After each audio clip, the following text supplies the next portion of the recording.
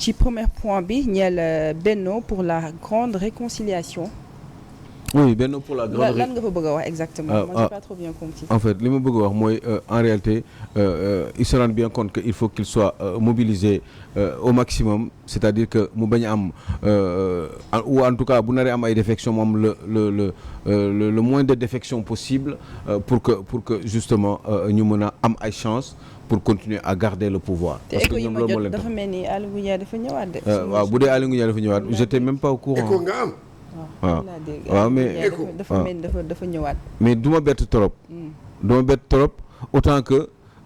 Abdoulaye Daouda Diallo bettuma aussi. parce que ils savent pertinemment que à un moment donné bu fekkee ni ils ne sont pas unis eh ben forcément il y a beaucoup de chances qu'ils perdent le pouvoir. et loolu je crois que Macky Sall waxoon na leen ko et en ce moment justement ils sont en train de se rendre compte que ni ça craint et comme ça craint nag forcément ak gisee yi ñuy gisee ak seen patron ki nga xam ne ñoom moom la ñu choisiroon pour mu joxoon ko en tout cas carte blanche pour mu defal leen le casting en tout cas pour leur choisir le bon profil eh ben je crois que ni kooku dafa commencer di gën di wax ak ñoom très sérieusement et qu'ils se rendent bien compte que ni encore une fois que ça craint et que bu ñu deful attention eh ben dinañu rater mbir mi te comme nag ñoom ñëpp ñoo bokk mbuus te apparemment selon ni ñu ko daan waxee mooy leen rek a leen tax a jóg mooy récupérer ou en tout cas garder le pouvoir pour benn ak unique objectif mooy assurer et assumer la continuité par rapport ak justement la vision du président sortant bi nga xam ne moom mooy seen mentor et bien forcément kooku la ñuy commencer di bàyyi xel ci ay waxtaan. bon maintenant dégg naa ñu ne Aly Ngouille Ndiaye peut-être que ni je sais pas mun na céder ça serait logique mu céder parce que il comprendra que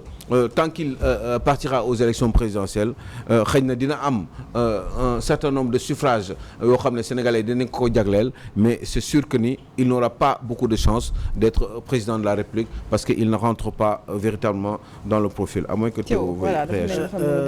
ba léegi nag affaire boobu nag ñu ngi koy laam-laame mais wóoragul parce que Seydou Gueye moom moo ci dox ci xibaar yi man li ma jot ñu ciy dox pour jéem vraiment contraindre Aly Ngouille Ndiaye pour mu bañ a présenter candidature am parce que nag xam nañ ne am na ay réseaux dormants comme Jolof am na lu mu mën a kii parce que quoi qu'on puisse dire certes am na benn percée opposition mais ba léegi il a su être le leadership départemental au niveau de Linguère beneen affaire boo xam ne nag na ngeen ko la gars yi war a xam na responsable ci kaw réconcilier mais à la base c'est zéro ma wax ko ci kaw Macky Sall a intérêt à aller revoir ses militants la frustration est trop profonde à la base dans les communes les tiraillements sont au chaque jour tiraillements yi mu ngi gën a kii te l'APR a un problème aussi avec ses alliés tey nii boo demee à la base amul benn responsable APR bu ñamee oote réunion assemblée générale communes yi dégg nga kan nga dégg benn responsable APR du ñu oote du ñu woote te dañu am problème ak seen alliés yi à la base moo tax nag équation parce que seen alliés yi dañoo jàppee ne waa APR dañu leen xeeb te ñoom waa APR jubóowuñu seen biir parce que le problème de Benno au fait c'est l'APR et l'APR est divisé donc il sera très difficile sur ce contexte-là Macky Sall a intérêt à régler le problème de sa base sans quoi nu mu demee woon élection législative yi bu gën a ñaaw mooy am bu moytu waaw mais Théo man xam nga lu ma la bëgg xam nga man tam man am na loo xam ne tamit dama ko bëgg a xam dëgg la yéen a nekk ci politique bi waaye Théo waaw yow li ngay wax ak li may gis ci médias yi bokkul de nañ waxante dëgg man dama lay kii nee nga que alliés yi ni mais man temps yëpp maa ngi dégg alliés yi ñu ngi rangé wu ñu ngi ñoom ànd nañu ak gars yi man division bi déedéet noo xaaral non c'est que man dama lay wax man li may gis nii xam nga tey jii man su ma la newoon tey jii wooy au sein du football ou bien du basket am na coow li te fekkoo ca kaw maanaam lii feeñ laay wax man gisuma sincère parce que déjà dama lay jox benn exemple tey ce matin fii le maire de la Patte d'Oie defe naa moom la ñu invité fii le matin maa ngi koy déglu ci réveil maa ngi koy déglu mais moom nee na ñoom xam nga moom PS la bokk nee na ñoom PS dañoo ànd ak kii. gars yi pas droit du PS de. non non maire kan la non il était là le matin. mooy c'est un maire. xaw ma lan kiiw syndicat xaw ma lan la. moom PS la bokk. fii la nekkoon le matin mu ngi woon fi man maa koy dégg. jigéen la yeewi askan non waaw mun naa dafa juum rek ci waaw non mun naa juum mais c'est dama ne la moom dégg naa ci week-end bi tamit dégg naa ci ay man li ma dégg laa lay wax de man waxuma la kay yow li ngay kii man li may dégg laa wax. d'accord lan nga dégg. xam nga lan laa bëgg dégg. comme yow li nga wax ma dégg kii naan non ñun bokkuñu ni nangam ànduñu si mais ku ma dégg yëpp day naan. ànd nañ ci choix Macky Sall. waaw déglu moom ma wax la. foog nga déglu foog nga suivre sama raisonnement c'est-à-dire dama ne à la base dans les communes. y a des problèmes au sein très bien. y a des problèmes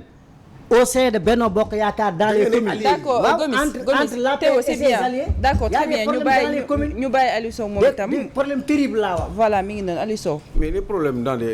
les partis politiques et dans les coalitions là mënul ñàkk Théo c'est d'une évidence je crois que ni li ëpp solo mooy est-ce que leaders yi ñoom ñëpp d'accord nañu entre ñoom en général sauf quelques dissensions. législative bi li nga wax nii moom la ñu waxoon waaye ba ñëwee ci base bi responsable locaux Benno yi jubóowuñu mu reflété wu ci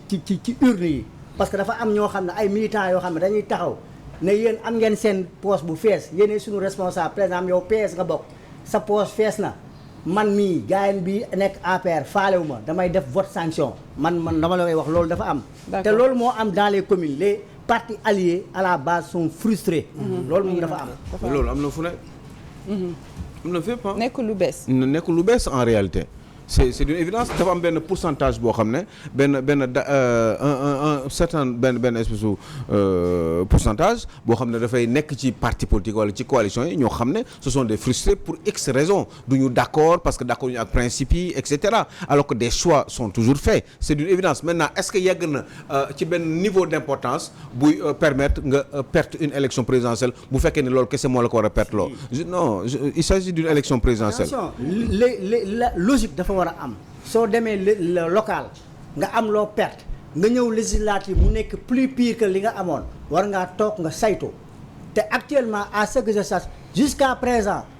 Benno l'APR n'a pas pris les leçons de la défaite des législatives pour évaluer jusqu'à présent déggoo fenn APR def benn nëpp pour xool man lu ma ñàkk lan moo tax ma ñàkk ko ci yan anam gisagoo ko doy na waar Théo l'APR a subi et la coalition Benno Bokk Yaakaar a subi ay couacs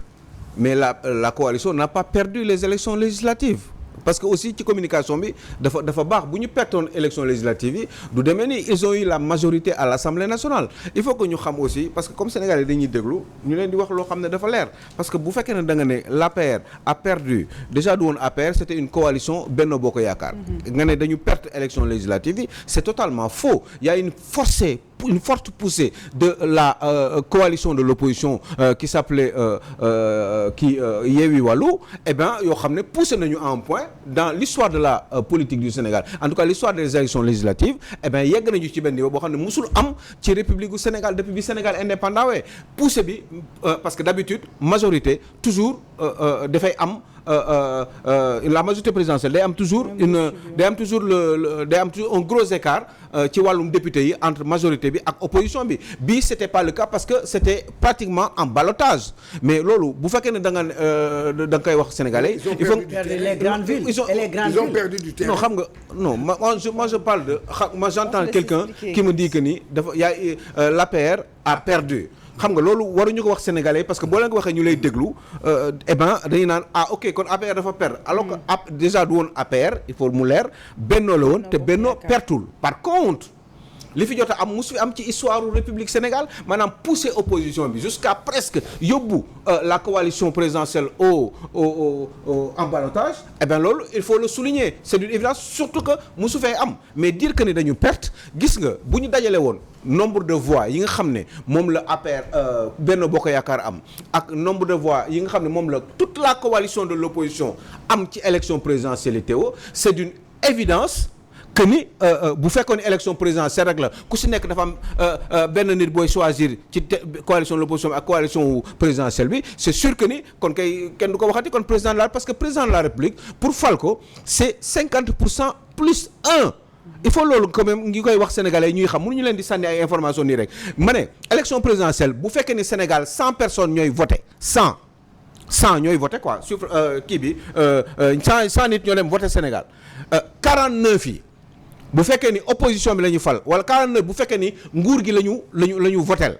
51 yi voté sénégalais voté pour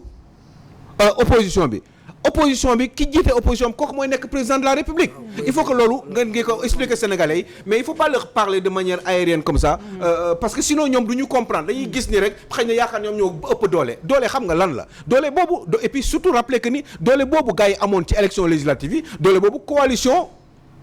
Yewwi Askan a ngi ci kii coalition Yewwi Askan boobu Wallu ngi ci Taxawu ngi ci ak waa Yewwi ñi ak waa Pastef ñu ngi ci te rappelle-toi que Théo te dëkk dafa baax ñu koy leeral sénégalais mooy Wallu bi ñu élection yi jeexee la fa jógee donc ce n'est pas une coalition homogène c'était juste une coalition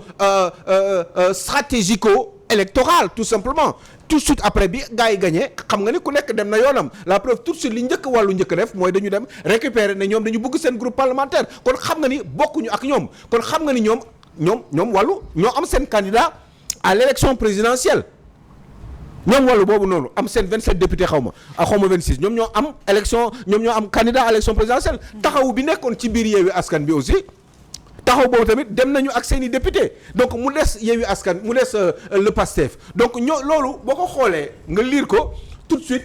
homogénéité bi am au niveau de Benno Bokk Yaakaar ce n'est extrêmement c'est loin d'être comparable ak li ngay wax ni par rapport ak l'opposition quelles que soient les dissensions yi nga xam ne moom moo fa am maintenant après jusqu'à aujourd'hui je peux t'en parler mais dans les 24 heures ou dans les da nga jàpp ne fu mu toll nii Benno ba léegi dafa am légitimité politique. non mais la mooy question bi léegi mais koo xam ne kii jiite seen candidature mënul sax gagner parcelle bu mu dëkk. mais loolu wax boobu aussi mënul sax gagner parcelle wax boobu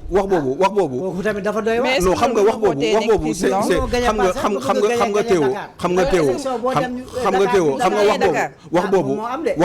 wax boobu ñëpp dañ koy wax boobu tout le monde le dit mais je crois que ni bu fekkee ni quand même xam nañ tuuti comment fonctionne la politique vous savez très bien que ni Macky Sall nekk na ñaari yoon président de la République il y a des gens qui sont autour de lui yaa ngi dégg c'est pas parce que vous n'avez pas gagné benn gox mosoo fa gagné ay élection que forcément amuloo envergure nationale ou le bon profil pour être le futur président de la République parce que li xew Ndakaaru ak li xew Podor ak li xew Matam bokkul d'abord rek ci wàllum nombre de suffrages nombre de personnes yi nga xam ne ñoom ñooy fal ci boor boobu yaa ngi dégg Amadou Ba peu Abdoulaye Wade pratiquement moom waa Kébémer la woon rek mais Abdoulaye Wade n'a jamais dirigé Kébémer donc et pourtant il avait amoon envergure nationale partout dans le Sénégal. d'accord waaw mais Aliou Sow da ngay nangu tamit lenn. nangu la mooy que vu les élections qui se sont passées moom ak participation Amadou Ba mën nañu jàpp ci loolu parce que c'est palpable loolu mën nañ ci jëfandiku ba sa ne amul envergure nationale. mais xam nga parcelle xam nga loolu la xam nga déedéet non. gañewoo ay kii mënuñu ci jëfandiku pour wax ne non mënuñu ci jëfandiku Cheikh Tidiane pour wax ne amul envergure nationale c'est pas vrai c'est pas parce que vous avez perdu sa gox non déedéet c'est pas parce que da ngay perdre sa gox que forcément amuloo. on parle d'élection non dama ne non mais na nekk Kër Massar c'est quand même mais envergure nationale ak gox bokkul quand même. c'est pas mun nga perdre terriblement honteusement même sa gox alors que nga am nga envergure nationale peut-être que sa gox ki fa nekk moo taaju bu metti boo xam ne pour déboulonner ko dafay compliqué. D'accord. mais peut-être que ci yeneen dëkk ci territoire du Sénégal am nga fa ay nit donc le prétexte wala calcul bi wala baromètre bi warul doon c'est pas parce que ni da nga perdre sa gox que forcément vous ne valez pas grand-chose en politique ce n'est pas vrai parce que l'envergure nationale existe bel et bien. D'accord. Surtout man xawma chez Amadou Ba forcément parce que imaginez bien yéen vous pensez que ni Macky Sall dina choisir ni Amadou Ba pour rien vous pensez que ni Macky Sall dafa il est un peu bête. est-ce que du ñàkk pexe rek non déedéet non ñàkk pexe pour daaneel sa parti non déedéet du ko def non loo ñàkk pexe doo sacrifier quand même. il y a des pressions internationales. non pression non mais xoolal les réseaux non loolu kenn waxatu ko mais dama ne na am 100 millions de pression internationale ça n'a par rapport ak seen intérêt yéen parti doo leen nangu quand même ñu leen di humilier pour cette raison-là juste parce que dañu yaakaar ni waa ji musul gagné fenn am pression internationale que loolu moo tax ngay choisir nit ki bu la wóoree ni loolu dafa am te capable gagner te yaakaar nañ ne amul le bon profil pour gagner des élections mais attention élection dafa am gis nga fii la ñuy toogaat déwén ñu toog di fi waxaat leneen ka oui xamoon nañ ko machin wala dañu sàcc wala yu demee noonu déglu leen baax li ma leen di wax man waxuma dara man dama wax rek li xew lecture laay def fii la ñuy toogaat suba naan oui non ils ont volé les élections machin ils sont minoritaires il faut arrêter un peu gis nga fi ñu toll gars yi dama la ne élection présidentielle la benn nit la ñuy wax ma delluwaat ci ñi demoon ba am 80 députés à l'Assemblée nationale ñooñu ñetti presque grande coalition la ci biir coalition boobu muy PDS Wallu muy Pastef muy taxawu demal na boppam dina grappiller le maximum de voix dina ko sax dem jëlee ci majorité présidentielle bi majorité présidentielle bi tamit mun nañ sax dem jël ay voix ci biir PDS tout simplement hypothèse u Karim Wade kenn xamul fan lay mujj donc ñëw rek tout de suite ne y a quelques frustrés dans ce pays et que forcément même bu fekkee ne sax am nañ benn importance que ni forcément loolu day lay perdre loo élection c'est pas comme ça qu'on gagne des élections mais en même temps c'est pas comme ça qu'on perd des élections parce que sinon ça serait trop réducteur pour moi. Très bien dañuy daal jàll aussi si deuxième point ginnaaw bu ñu waxee ci pouvoir dañuy ñëw ci opposition bi qu'en est-il de l'opposition pour ces élections présidentielles? Oui tout à fait moom mooy waaw assez rapidement parce que en réalité question bi sax amuñu réponse bi parce que tout simplement kenn xamul ñoom lan la ñu décider parce que je crois que ni ñoom li ñu war a décider mi ngi dépendra ci justement li nar a am de manière définitive par rapport à la grande coalition présidentielle parce que bu fekkee ni par exemple Mimi Touré kenn xamul tey fan la nekk ban côté le féete pourtant Mimi Touré bokk na ci F24 Mimi Touré est censé au jour d'aujourd'hui mais être dans l'opposition il y a beaucoup d'autres gens des gens comme ay ñoom Abdourahmane Diouf qu'est-ce qu'ils deviendraient est-ce que à un moment donné ñoom bu ñu demee ba naratuñu nekk candidat wala ñu war a nekk candidat dans l'hypothèse où il y ait un deuxième tour ñoom fan la ñuy jubal seen voix yi aussi est-ce que ci opposition bi lañ koy jubal parce que tout simplement ce serait un candidat de Pastef qui serait justement en ballottage certainement j'en sais rien hypothétiquement avec justement le candidat de la grande coalition présidentielle parce que maa ngi dégg ci ma nit di wax ni ils n'auront pas de non gis nga mën nga weddi lu nekk mais mënoo weddi ni coalition présidentielle même bu deuxième tour amoon ñoom dañuy dem c'est une évidence loolu ku am tuuti gis-gisu politique deuxième tour dañuy gagner. non dama ne dinañ dem deuxième tour bu deuxième tour naroon am laa wax. bu deuxième tour naree am forcément day dem munoo ne élection présidentielle yii di ñëw ni nga am une toute petite lecture rek et nga wax ni bu deuxième tour amee gars yi du ñu dem gars yi seen problème mooy justement boo gisee ñuy bëgg di rassembler le maximum de gens bañ défection yi am au sein de la grande coalition c'est pour éviter voix yi tas que ni pour deuxième tour au cas où bu amee ñu mën a dem récupérer d'autres yoo xam ne dégg nga maam bokkuñu non seulement APR wala bokkuñu. opposition bi la ñuy wax ni de. waaw non dama doon expliquer benn parenthèse. non parce que da nga delluwaat ci fële. waaw non xam nga dama delluwaat non waaw wax dëgg je me confonds en réalité. da nga delluwaat ci Aliou Sow parce que en réalité je suis confondu. Ousmane Sonko di fa booba léegi mi ngi ci kaso bi. waaw mais dafa mel ni jamono ji moom dafay sàkk pour que Bassirou Diomaye ñu daal di koy parrainer. sur 13 de ces 25 députés dafa mel ni da koy sàkku bu fekkee da koy sàkku ça voudrait dire que dafa me rejoindre dans am nañu plan B. waaw ça veut dire voilà dans ce que je disais mais comme boo koy wax noonu des fois en général dañ laa yónni pour nga tas affaire bi ak yi demee noonu machin ak yooyu mais finalement après il se rend compte que ni bon que ni forcément loolu logique politique mooy mën a tax nga wuti parce que il faut que le parti bu toll ni Pastef il faut que mu am un candidat à l'élection présidentielle bu ko amul ça veut dire que ça craint et que vraiment ça veut dire que existé tul même bu fekkee ne sax ci kayit yi existé tul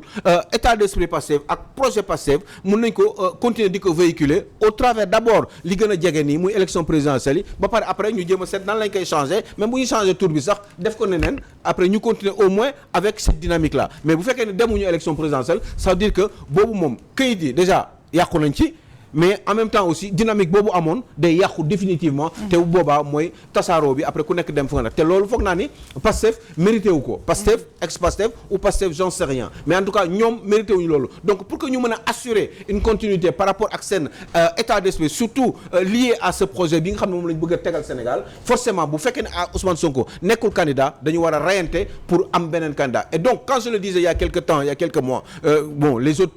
pensaient que ni da ngay yàq ak yu demee noonu da nga bëgg a jaxase carte gi mais lu ñuy gën di jege élection yi ngeen di gis ni logique boobu day ñëw par force parce que ñoom booy wax loolu il y a quelques 6 mois 9 mois xam nañu li ngay wax dëgg la sauf que ñoom bëgguñu di koy parce que comme ay hommes politiques la ñu dañu am seeni stratégie am ban période la ñu war a waxee et puis selon situation bi ni muy demee donc bu fekkee ni Ousmane Sonko war na mën a nekk Bassirou Diomaye Faye ou même Birame Souleye ou même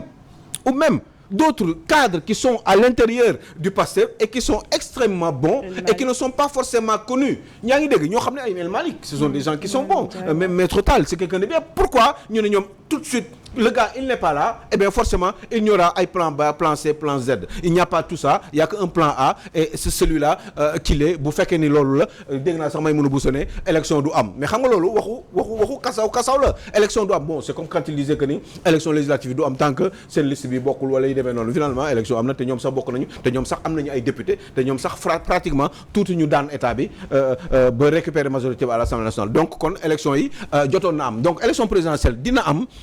ci xaw ma nag nu muy amee ak kañ lay am mais élection présidentielle dina am te bu amee forcément eh ben opposition bi dafa war a bokk mais surtout principalement ñi nga xam ne ñoo gën a fës ci opposition bi ñooy le Pastef dañu war a am candidat quel qu'il soit nag l'essentiel mooy candidat bi na suivre dynamique suivre projet parce que man je ne crois pas en l'être humain ci ay groupe d'association de partis politiques man je crois à un projet boo xam ne dafa am ku koy jiite maintenant mun na doon Awa Condé mun na daan Théodore Semedo mais l'essentiel mooy que le projet puisse aboutir ba ñoom li ñu bëgg mu doon seen objectif mu doon seen i ambition mooy récupérer nguur gi ba mettre en pratique ce projet là te pour loolu il faut qu'ils aillent à l'élection maintenant ki koy jiite ce n'est pas important forcément mun na doon ku nekk mun na doon parce que projet bi moo am solo parce que fii damay gis ni en Afrique au Sénégal surtout dañuy déifier